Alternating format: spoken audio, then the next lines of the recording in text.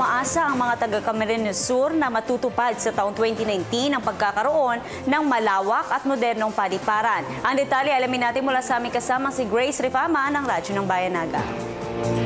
Natutuwa ang mga Camarinenses dahil kung magkakatotoo ang mga binitawang pahayag ni DOTC Secretary June Abaya, by 2019 ay posibleng may malawak at magandang paliparan na ang Camarines Sur. Ayon kay Secretary Abaya, habang papalapag sila sa Pili Airport nitong nakaraang Martes ay nakita niyang nakaharap sa Mount Isarog ang runway, kaya't ito'y maiksi, makipot at hindi maaaring ikutan ng malalaking eroplano.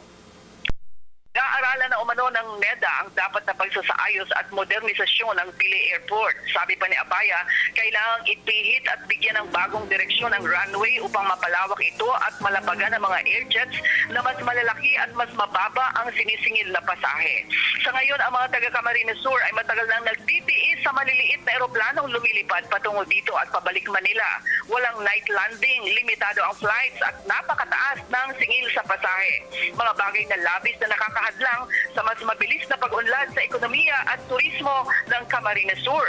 Radyo ng Bayan Naga para sa Telebisyon ng Bayan, Grace Rifama nag-uulat.